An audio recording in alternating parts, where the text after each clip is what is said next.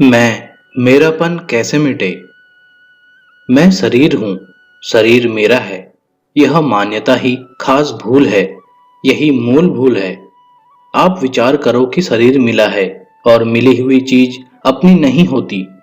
अपनी चीज सदा ही अपनी रही है, कभी बिछुड़ती नहीं, शुरू से अंत तक अपनी रहती है। परंतु मिली हुई चीज सदा साथ नहीं रहती, बिछुड़ जाती है। अतः वह अपनी कैसे हो सकती है। स्वयं पहले भी था और पीछे भी रहेगा। बीच में शरीर मिला तो स्वयं कैसे हुआ। इदं शरीरम कौन्तेय क्षेत्रम अत्यभिधीयते एध्यतो वेत्ति तं प्राहु क्षेत्रज्ञ इति त्वदिदः। अर्थात यह रूप से कहे जाने वाले शरीर को क्षेत्र कहते हैं और इस क्षेत्र को जो जानता है उसको ज्ञानीजन क्षेत्रज्ञ नाम से कहते हैं। अतः क्षेत्र और क्षेत्रज्ञ ये दो चीजें हैं। जैसे मैं खंबे को जानता हूं तो खंबा जानने में आने वाली चीज हुई और मैं खंबे को जानने वाला हुआ। जो जानने वाला होता है वह जानने में आने वाली वस्तु से अलग होता है। यह नियम है। हम शरीर को जानते हैं, अतः शरीर से अलग हुए। हम कहते हैं यह मेरा पेट है, यह मेरा पैर है, यह मेरी गर्दन है, यह मेरा मस्तक है, ये मेरी इंद्रियां हैं, यह मेरा मन है, यह मेरी बुद्धि है, आदि आदि। जो यह है वह मैं स्वरूप कैसे हो सकता है। अहम अर्थात मैंपन ही यह है। जिस प्रकाश में शरीर, इंद्रियां, मन, बुद्धि दिखते हैं उसी प्रकाश में अहम भी दिखता है। जो दिखने वाला है वह अपना स्वरूप कैसे हो सकता है। मैं यह शरीर नहीं हूं, इस बात को दृढ़ता से मान लो। मैं न कभी शरीर था न कभी शरीर हो सकता हूं और न शरीर रहूंगा और न अभी वर्तमान में मैं शरीर हूं। मैं शरीर से बिल्कुल अलग हूं। इसकी पहचान क्या है। अगर मैं शरीर से अलग न होता, शरीर से मेरी एकता होती तो मरने पर शरीर भी मेरे साथ चला जाता अथवा शरीर के साथ मैं भी रह जाता। परंतु न तो मेरे साथ शरीर जाता है और न मैं शरीर के साथ रहता हूं। फिर शरीर में कैसे हुआ। जैसे मकान से मैं चला जाता हूं तो मकान मेरे साथ नहीं जाता। मकान यहीं रहता है और मैं चला जाता हूं। अतः मकान और मैं दो हैं, एक नहीं। इसी तरह शरीर और मैं दो हैं, एक नहीं। ऐसा ठीक बोध होने पर अहमता मिट जाती है। मैं शरीर हूं, शरीर मेरा है और शरीर मेरे लिए है। ये तीन खास भूलें हैं। वास्तव में न तो मैं शरीर हूं, न शरीर मेरा है और न शरीर मेरे लिए ही है। शरीर मेरे लिए कैसे नहीं। मैं नित्य निरंतर रहने वाला हूं और शरीर नित्य निरंतर बदलने वाला है। यह शरीर नित्य निरंतर मेरे से वियुक्त हो रहा है। कोई ऐसा क्षण नहीं है जिस क्षण में यह मेरे से वियुक्त न होता हो। मनुष्य मानता है कि जब शरीर मर जाता है तब शरीर का वियोग होता है। अतः जन्म से मृत्यु तक शरीर हमारा रहा। यह बहुत स्थूल दृष्टि से मानना है। सूक्ष्म दृष्टि से देखा जाए तो शरीर प्रतिक्षण ही मर रहा है।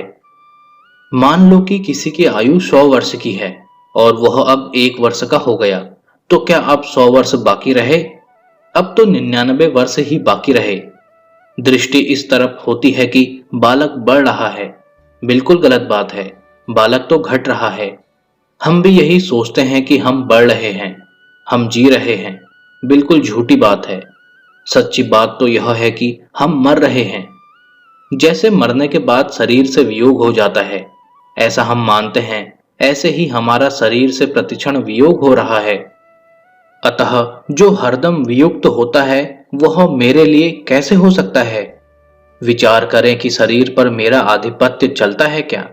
अगर चलता है तो शरीर को बीमार मत होने दो, कमजोर मत होने दो, कम से कम मरने तो दो ही मत। जब इस पर हमारा आधिपत्य चलता ही नहीं तो फिर यह मेरा कैसे हुआ। बालकपन में जो मैं था वही मैं अब भी हूं।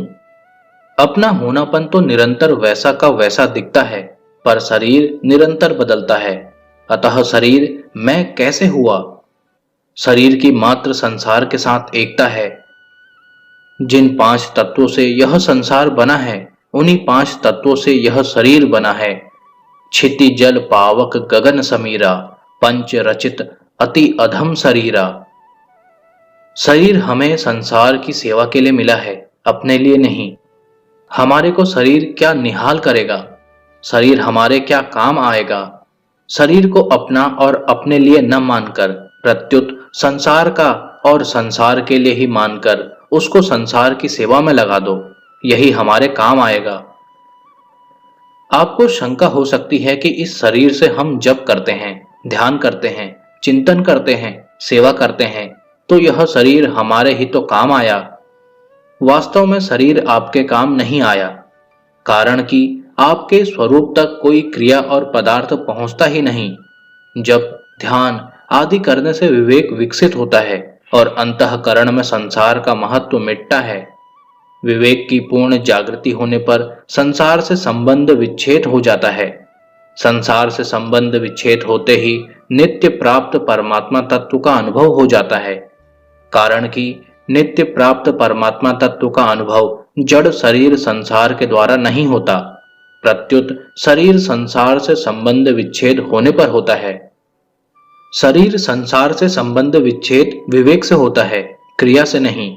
अतः शरीर हमारे काम नहीं आया, शरीर से संबंध विच्छेद ही हमारे काम आया।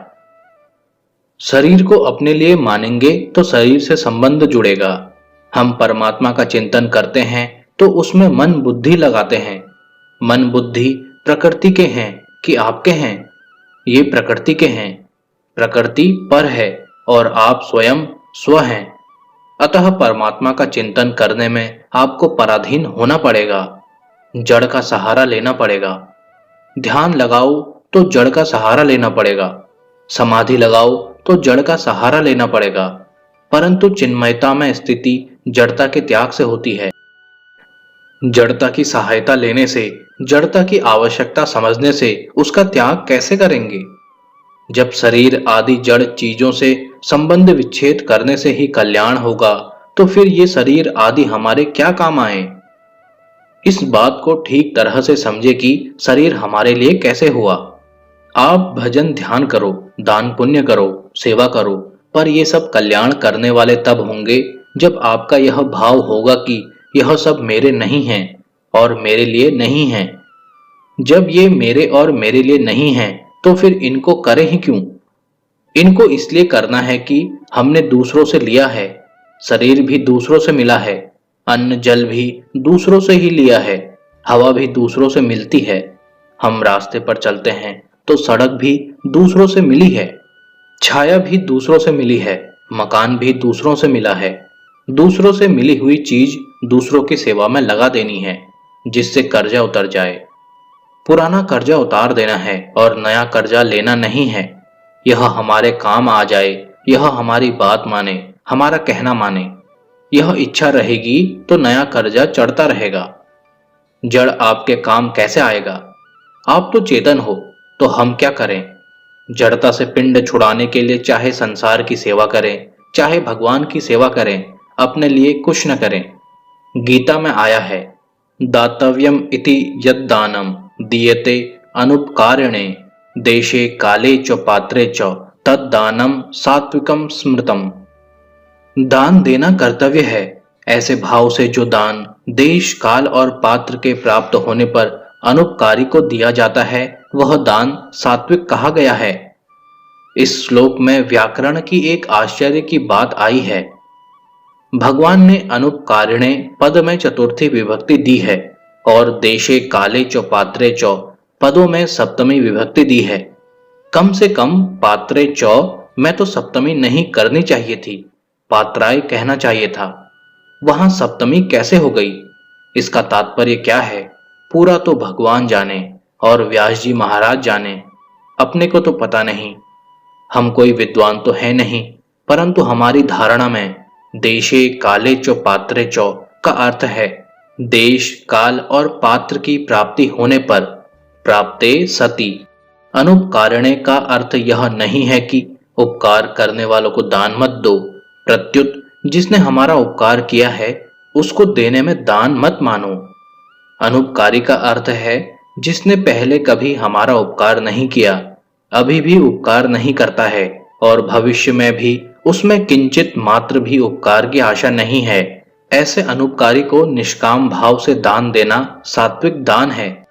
तात्पर्य यह हुआ कि देश, काल और पात्र के प्राप्त होने पर अपना संबंध न रखते हुए दान दिया जाए। अगर उपकारी को दान दिया जाएगा तो दान के साथ संबंध जुड़ने से वह राजस दान हो जाएगा। यत्तु प्रत्युत कारणार्थ तद्दानम राजसम स्मृतम। कारण कि राग अर्थात संबंध जोड़ना रजोगुण का स्वरूप है। रजो रागात्मकम विद्धि। दान के साथ संबंध न रहने से सात्विक दान वास्तव में दान नहीं है, यह तो त्याग है। जैसे दान का हमारे साथ संबंध न रहे, ऐसे ही जप ध्यान का भी हमारे साथ संबंध न रहे, सेवा का भी हमारे साथ संबंध न रहे। किसी की सेवा करके हम समझें कि हमने बड़ा काम किया तो यह गलती है। कारण कि हमारे पास जो कुछ है उस पर उसी का हक लगता है। हमारे पास जो शक्ति है वह शक्ति समष्टि की है। समष्टि से अलग कोई शक्ति हमारे पास है क्या? विद्या, बुद्धि, योग्यता, अवस्था आदि जो कुछ भी हमें प्राप्त है वह हमें समष्टि से मिली है। समष्टि की चीज समष्टि की सेवा में लगा दी तो क्या एहसान किया? उसी की चीज उसी की सेवा में लगा देना ईमानदारी है। उस चीज के साथ अपना संबंध जोड़ लेंगे तो मैंपन आएगा। मैंपन आने से मेरापन भी आएगा और मेरे लिए भी आएगा। न तो यह मैं हूं और न यह मेरा है। जो यह होता है वह मैं नहीं होता और जो मैं होता हूं वह यह नहीं होता। शरीर यह है, मन यह है, बुद्धि यह है, प्राण यह है, मैंपन भी यह है। अतः ये सब हमारा स्वरूप कैसे हुए? शरीर संसार के साथ माना हुआ मैं मेरापन का संबंध ही जन्म मरण का कारण है। अतः इस संबंध को जल्दी से जल्दी मिटा देना चाहिए।